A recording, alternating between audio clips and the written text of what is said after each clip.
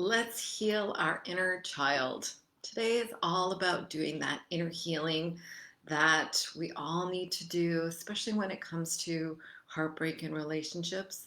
So, this live is inspired by a question that was posed by Christine, who is currently a student in the Passion Protocol. And she asked me and wrote, I realize that I've struggled with being an effective communicator all of my life. When I'm in a relationship, I don't know how to have a disagreement without arguing, yelling, crying. I apologize all the time as well. I overanalyze and overthink everything also. Negative thinking, the worst is going to happen. Thinking just because an argument is happening that the relationship is going to end. How do I break all of these bad habits? I am lost and have done these habits, these same habits for so long. I don't know where to begin with changing them. Please help. Well, thankfully, Christine is involved and is working with me in the Passion Protocol. So we're going to get down to the real root of her issues. But the work that we have to do when we're healing is all about healing your inner child, because heartbreak is all about finding the root cause of that deep wounding story that we all have, that we all carry with us from every relationship to every relationship. And even outside of our romantic relationships, we have this wounding story that affects how we engage in all of our relationships, our bosses, our colleagues, our friends. So it's essential for you to figure out where is that wounding story and then healing your inner child as a result. So, what I want to do is talk to you today about what it is, the inner child.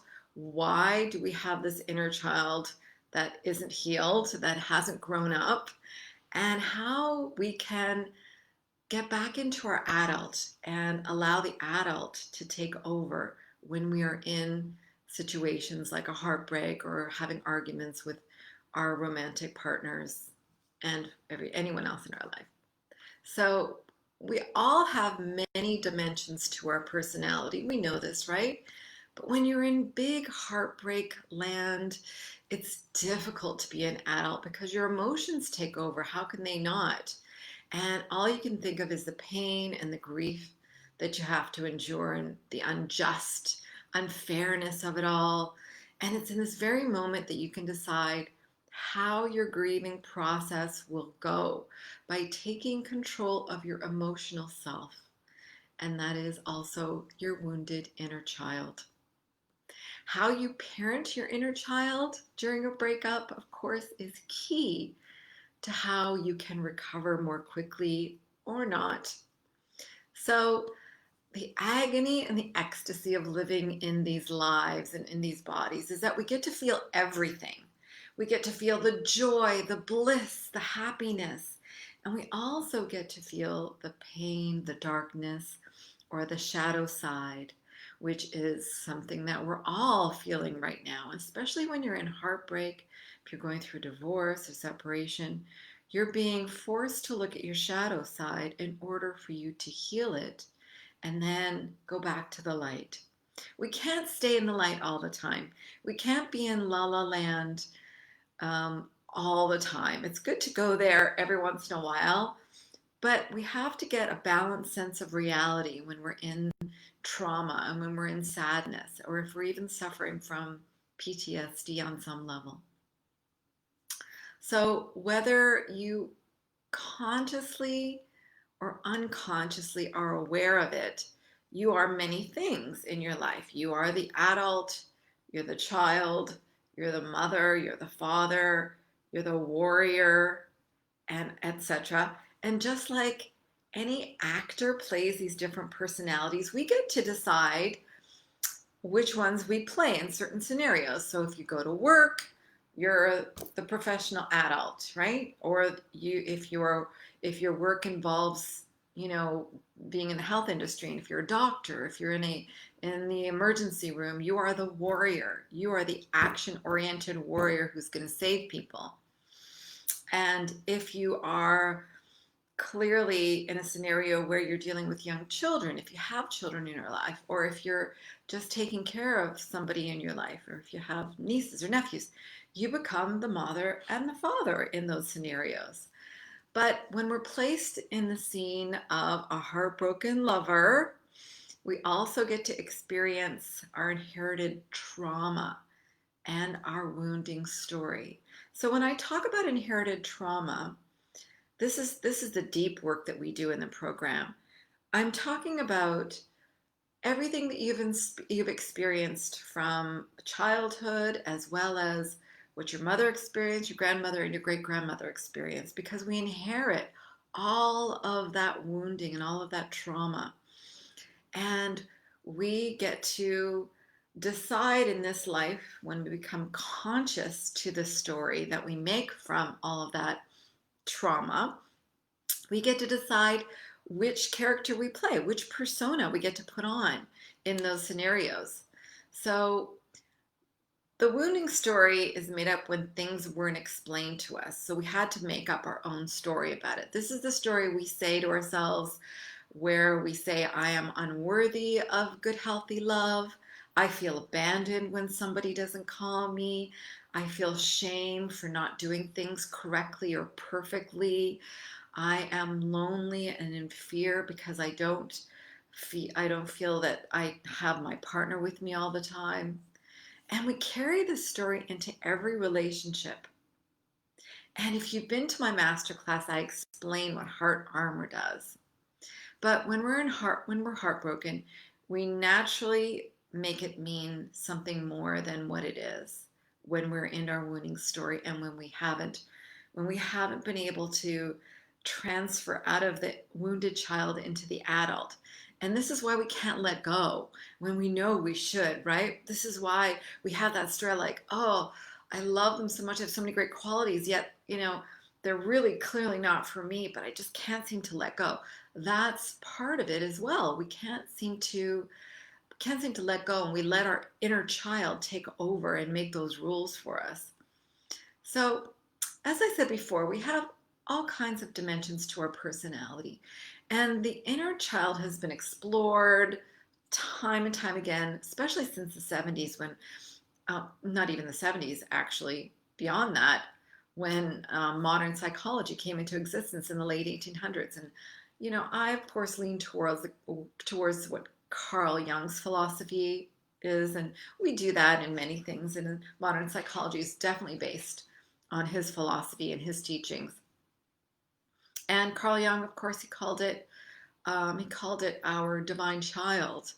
And then there's also Charles Whitfield's Healing the Child Within, which is also amazing teaching. And the inner child persona is part of this complex family system within our personality. He calls the personality the psyche, and it's based on the ego, which is our conscious mind. We know what the ego is all about. It's not just an unhealthy thing, it's a good thing. Our ego is a healthy part. It's good for us when it's healthy, that is. Then there's a personal unconsciousness, which is our personal knowledge that is not currently conscious. It's something we've known from experience, but we aren't conscious to it, of course. And then there's the collective unconscious, which is kind of the same thing as I speak about, which is the inherited patterns, inherited love patterns, right? So that's where we're born knowing, or it's like he calls it also the psychic inheritance. So, and he's coined the universal archetypes of mother, father, anima, which is the male, animus, which is female or feminine, masculine. There's the hero, there's the maiden, there's the warrior, and so on. It goes on and on. And they're all part of this collective consciousness. And the child and the adolescent are part of these archetypes as well. So the inner child and the adolescence can be seen as representing our needs during that time. So the needs that we didn't get during childhood or in adolescence is what makes up our inner child, right? The child knows nothing but the self, right? And so it's completely self-centered. But they also, as a child, you also took guidance from adults in your life, right? However, the adolescent who is more aware of himself and aware of others' needs is completely about self importance. So it's all about them. And if you have children of your own or have experienced children, you know exactly how these classifications work.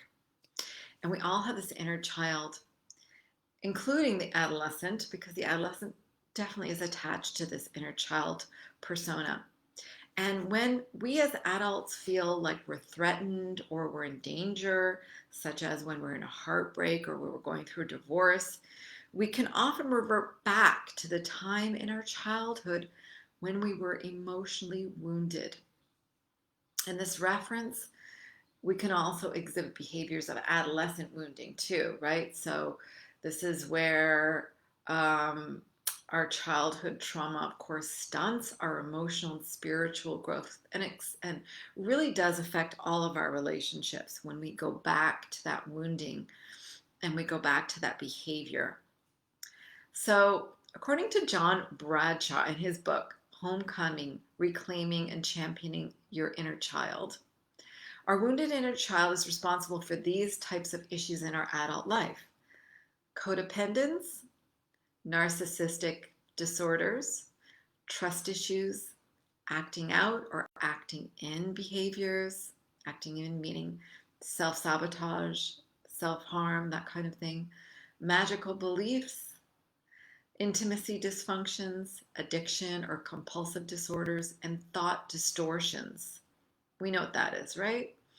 So, when we have parents who clearly have not healed their inner child, and they treated us, of course, in unloving ways, they perhaps abandoned us or they were neglectful, because society doesn't teach us how to grow up or how to be an adult, then we're destined, of course, to repeat every one of those immature behaviors that we exhibited or we were exposed to and our parents exhibited when we were children, because we don't know any other way, right? You only know what you know. So if your parents were seriously immature and fought and were violent, had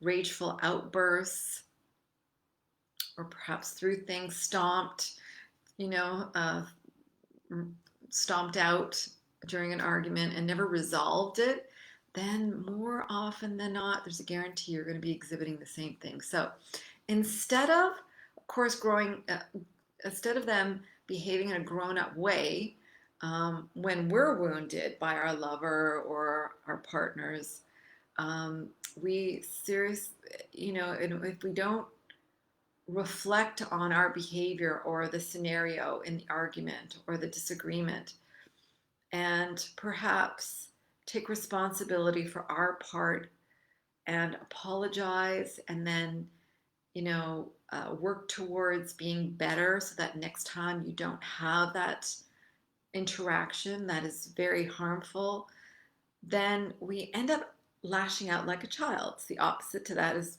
having these childlike behaviors, right? So you could also be vindictive or manipulative. That's more in the adolescent realm of behavior. So how do we heal our inner child when we know we have these reactions that we can't seem to control? Well, the first thing you have to do is become aware. There's many techniques that you can do in order to calm down your primitive brain reaction, right? There's counting to 5, taking a deep breath, because we have about 2 to 3 seconds before our primitive or our limbic system kicks in, our primitive brain, our hypothalamus.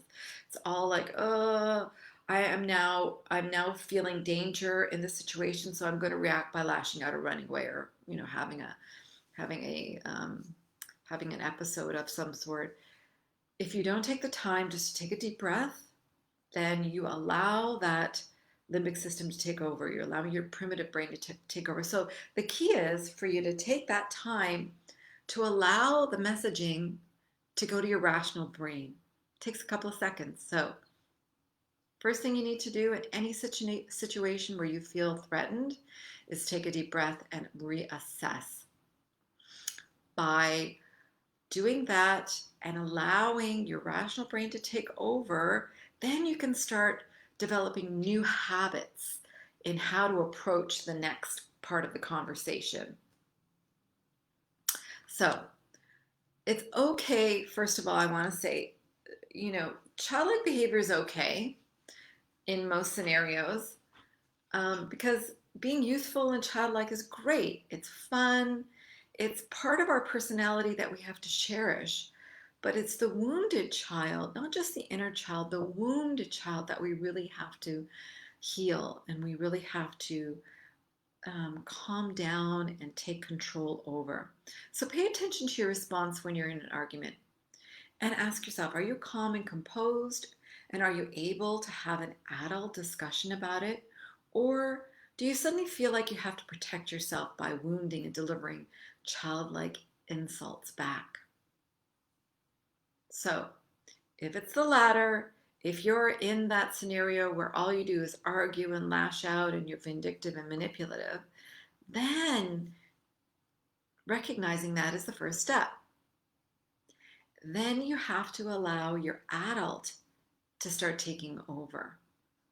And this takes practice, but you can easily overcome this step by step. So when you recognize when your wounded inner child is starting to emerge, then you can start having a discussion with her, like consoling her, letting her know that she is safe and that your adult is now going to take over and make things right again. So you can say to yourself, you're safe, you're not in danger, I'm going to take over now, and everything's going to be fine. And then when you add another layer onto that, ask your child what she needs to feel safe, right? Of course, this is outside of the argument, because clearly you don't want to have this in the midst of an argument.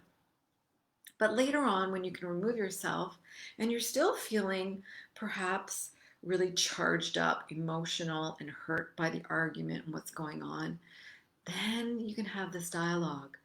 You, as the adult, can now say to your wounded inner child, okay, that was a reaction, and now let's dial it back and take this under control. Give yourself permission to allow your inner child to feel safe, and ask it, what does it need? What do you need to feel safe? What do I need to feel safe right now? What makes me feel safe? So you can say, I need to walk away from the situation to feel safe, in which case your adult self will chime in and say, I'm not feeling comfortable or safe right now, so I'm going to leave the room and I'm going to take a few deep breaths, and I'd like to talk about this later in a more calm fashion. And that's an adult response, right? So, but away from that, really what's important is, and this is step one in heartbreak recovery, getting grounded and self-soothing. Self-soothing could mean anything like, I need to go for an ice cream cone right now, or I am so exhausted by this experience, all I want to do is lie down and have a nap, or I want to disconnect and just watch a cartoon. Any one of those scenarios is perfectly acceptable, because remember, you're the adult. Whatever your inner child needs is what you most likely didn't get as a child from your parents, right? So now is the time for you to become the adult that you are and give these things to yourself. Make yourself feel safe. Make yourself feel loved and soothed and comforted.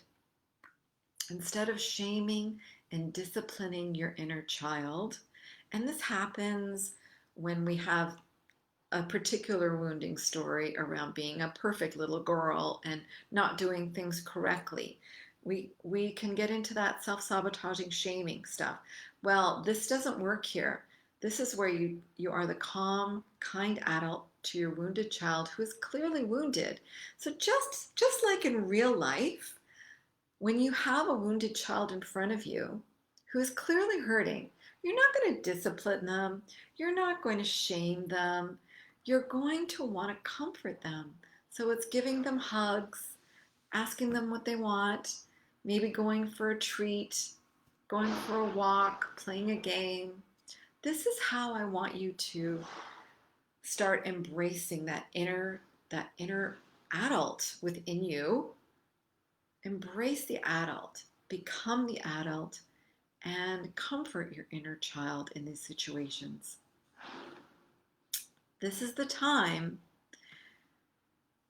when you can decide how you want to recover from the arguments, from the heartbreak, from the divorce, by learning how to parent your inner child in a kind, gentle manner.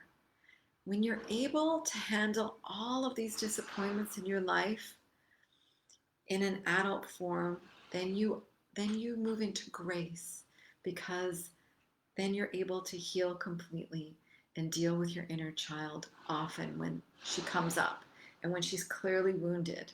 You'll be able to instantly recognize her as wounded and when she comes up, and then you'll be able to instantly calm her down and take over as the adult. Okay? It takes practice.